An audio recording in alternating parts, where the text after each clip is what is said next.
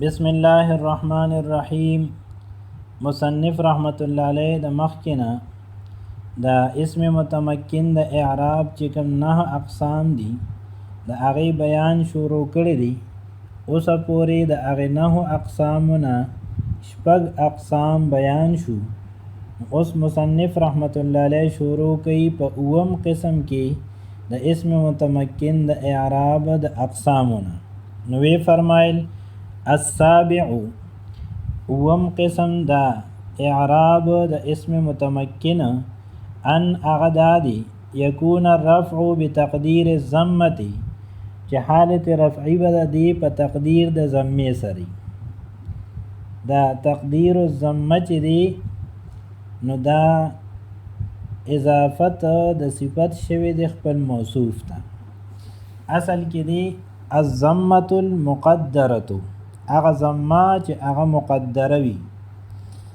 نو مقدره دا د تقدیر نه جوړ شوی دی، مصدر مبنی للمفعول دی او بیا مخکې شوی دی او اضافت شوی دی خپل موصوف ته. نو دا من قبیل اضافت الصفت الى الموصوف دی. اصل کې دی بالضمه المقدره، حالت رفعی به دی په ضمه مقدره سری. څه مطلب دی د دې؟ دا مطلب دی چې ضمه به پرې راغلی په حالت رفعی کې او هغه ضمه به مقدره وي، نه به په لیکلو کې راځي او نه به په ویلو کې راځي. فرض کړی شوی به وي، منلی شوی به وي چې دلته ضمه شته. والنصب بتقدیر الفتحه، او حالت نسبی به په تقدیر د فتحې سره. دا همغه شان دی من قبیل اضافت الصفت الى الموصوف. والنصب بالفتحة المقدرة، او نصب چې دی نو هغه په فتحې مقدرې سره. والجر بتقدیر الکسرة، او جر به یعنی حالت جری کې به په هم کسره راغلی وي، داسې کسره چې مقدره به وي په لیکلو کې او په ویلو کې تلفظ کې به نه راځي، البته منلی به شي چې دلته کسره ده. ويختص بالمقصور، او دا قسم اعراب دا خاص کولی شي په اسم مقصور پوری. د اسم مقصور تعریف دا مصنف رحمت الله علیه په خپل کړی دی. وهو، او دا اسم مقصور ما دا هغه دی فی آخره الف مقصوره، چې د دې په آخر کې الف مقصوره راغلی وي. که عصا، لکه عصا چې دی نو د دې په آخر کې الف مقصوره دی. الف مقصوره هغې ته وایي چې الف راغلی وي ورپسې حمزه نی، او که حمزه ورپسې راغلی نو هغې ته بیا الف ممدوده وي. وبالمضاف الى یاء المتکلم غیر جمع المذکر السالم. په دې عبارت سره مصنف رحمت الله علیه فرمایي چې دا اوم قسم اعراب څنګه چې خاص دی د اسم مقصور پورې، او اسم مقصور هغې ته وایي چې په آخر کې الف مقصوري. نو هم دغه شان دا خاص دی د هغه اسم پورې المضاف چې هغه مضاف وي او د هغې اضافت شوي وي الی یاء المتکلم، یا د متکلم ته. یعنی کم اسم چې یا د متکلم ته مضاف وي نو هغې پورې دا اوم قسم اعراب خاص دی. خو هر یو اسم نه، غیر جمع المذکر السالمی، د جمع مذکر سالم نه علاوه چې څومره اسما دي نو هغه چې کله مضاف شي یا د متکلم ته نو د هغې اعراب د اوم قسم دی. یعنی حالت رفعی په تقدیر د ضمې سره، حالت نسبی په تقدیر د فتحې سره، او حالت جری په تقدیر د کسرې سره دی. نو په دې اوم قسم د اعراب کې دوه اسمونه دا مشترک دی. یو ته اسم مقصور وی او بل هغه اسم دی چې مضاف یا د متکلم ته، خو دغه اسم جمع مذکر سالم نه وي، د جمع مذکر سالم نه علاوه. د اسم مقصور مثال عصا دی، او د کم اسم چې مضاف یا د متکلم ته د جمع مذکر سالم نه علاوه، نو د هغې مثال که غلامی، هغه لکه غلامی. نو غلامی کې غلام دا یو اسم دی، دا مضاف دی یا د متکلم ته، او دا غلام چې دی نو دا جمع مذکر سالم نه دی، د دې نه غیر دی. تقولو ته ووایې په حالت رفعی کې جاءنی عصا و غلامی، ورأيت عصا وغلامی ومررت بعصا وغلامی. په حالت رفعی کې او په حالت نسبی کې او په حالت جری کې په درې وانو کې په دې باندې نه ضمه په لیکلو کې شته او نه په ویلو کې راځي، په تلفظ کې نه راځي. همدغه شان په حالت نسبی کې فتحه نه په کتابت کې شته نه په تلفظ کې شته. په حالت جری کې کسره دا نه په کتابت کې شته نه په تلفظ کې راځي. نو دینه دا معلومه شوه چې د دې اعراب دا تقدیری دی، اعراب بالحرکت تقدیری دی.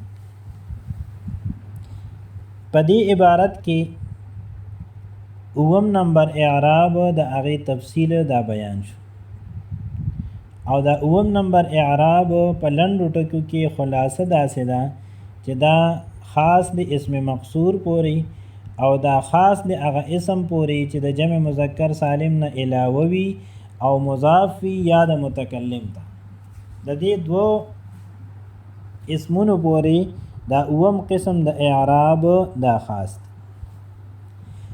او که تاسو خیال وکړئ نو په دې اوم قسم د اعراب کې اعراب بالحرکت تقدیری دی. نو مصنف رحمت الله علیه اوسه پورې بیان کو د اعراب لفظی. په هغه اعراب لفظی کې بیان د اعراب بالحرکت مشو لفظی، د اعراب بالحرف لفظی بیان مشو. نو اوس مصنف رحمت الله علیه په دې ځای کې د اعراب بالحرکت تقدیری بیان شروع.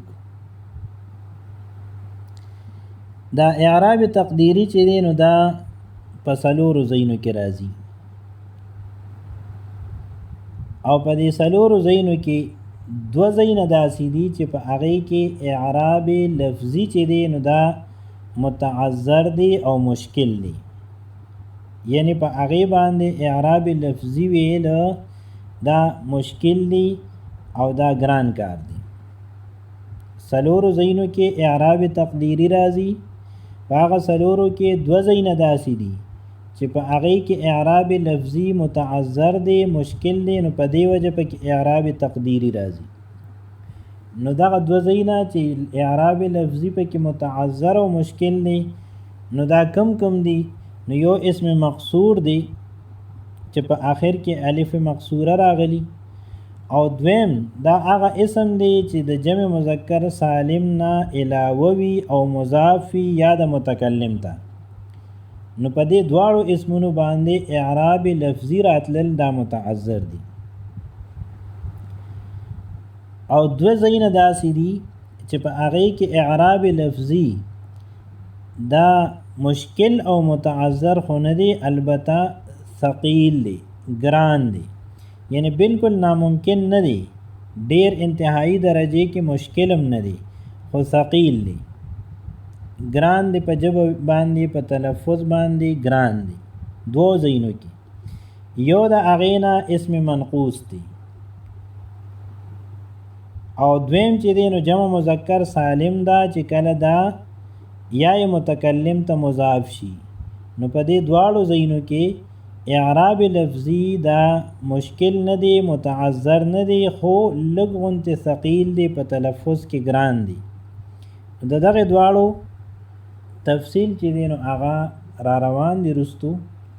او اسم مقصور د دې بیان مصنف رحمت الله علیه په خپل عبارت کې وکړه چې وهو ما فی آخره الف مقصوره. اسم مقصور دا هغه اسم دی چې د دې په آخره کې الف مقصوره وي.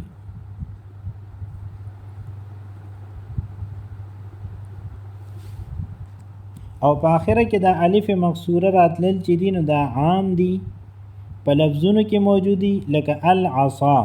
نو کوم ځای کې چې العصا وویلی شي یا موسی وویلی شي نو په دې کې په لفظ کې د الف مقصوره دا موجود دی. او یا دا چې په لفظ کې موجود نی لکه عصن، نو په دې ځای کې په لفظ کې آخر کې تنوین راغلی دی، خو چې کله په دې باندې وقف وکړی شي نو دو زبر والا تنوین چې دی دا په وقف کې د یو زبر او د الف سره ویلی کېږي، نو په وقف کې دا عصا ویلی کېږي. اوس په دې باندې اعراب بالحرکت لفظي دا ولې نه راځي؟ نو دا په ځکه ناراضي که چرته په دې باندې حرکت په لفظ کې راشي نو الف به الف پاتې نشي بلکې دا به حمزه شي. نو د دې اسم مقصور چې کوم نوم دی نو دا به د سره ختم شي چې کله د دې په آخر کې الف دا بدل شي په حمزه باندې. نو په دې وجه باندې د اسم مقصور دا نوم چې په دې باندې برقرار پاتې شي او په دې وجه چې الف چې دی نو حرکت نه قبلی دیتا اعراب بالحرکت لفظی دا نشي ورکولی بلکې تقدیری دی. او د تقدیری مطلب دا چې دا منل شوی دی لکه څنګه چې په زیدون کې آخر کې ضمه راځي په حالت رفعی کې او بیا فتحه راځي په حالت نسبی کې او کسره راځي په حالت جری کې. نالته په لفظ کې دی دلته په لفظ کې ناممکن ده نو په دې وجه دی وی چې دا مونږه فرض کو او به منو چې داسې ده. او د جمع مذکر سالم نه علاوه یو بل اسم چې هغه کله مضاف شي یا د متکلم ته نو په داغې په آخر کې د یای متکلم د وجه نه کسره راغلی نو د هغې د وجه نه دا اعراب بالحرکت لفظی دا نه قبلی ځکه چې کو ضمه پې راولي نو دغه کسره به ختم شي. کومه کسره چې د یا د وجه نه راغلی د یا تقاضا کوي د ځان نه مخکې د کسري او کو مونږ پې فتحه راولو نو بیا هم د کسرې حیثیت ختم شي. او د جر په حالت کې په دې کسره دوباره ځکه نشو راوستی چې دا تحصیل له حاصل دی نو په دې وجه په دې کې اعراب بالحرکت تقدیری دی. د دې عبارت ترکیب داسې دی السابع مبتدا دی ان مصدریه ناصبه دی یکون فعل ناقص دی الرفع معطوف علیه دی بتقدیر ضمه جار مجرور متعلق د ثابتا معطوف علیه و عاطفه النصب معطوف الرفع بتقدیر الفتحه جار مجرور متعلق د ثابتا معطوف دی بتقدیر ضمه و عاطفه الجر معطوف ثانی په الرفع باندې بتقدیر الکسرة جار مجرور متعلق د ثابتا دا معطوف ثانی په بتقدیر ضمه الرفع معطوف علیه سره د دواړو معطوفونه اسم د فعل ناقص بتقدیر ضمه معطوف علیه سره د دواړو معطوفونه خبر د فعل ناقص. فعل ناقص د خپل اسم او خبر سره جمله اسمیه خبریه په تعویل د مفرد سره د خبر مبتدا سره د خبر نه جمله اسمیه خبریه و عاطفه یا استینافیه دی یختص فعل مجهول دی په دې کې هو ضمیر هغه دی نائب فاعل بالمقصور جار مجرور معطوف علیه و عاطفه بالمضاف الى یاء المتکلم غیر جمع المذکر السالم دا جار مجرور معطوف علیه سره د معطوف نه متعلق د یختص فعل مجهول سره د نائب فاعل متعلق نه جمله فعلیه خبریه شو.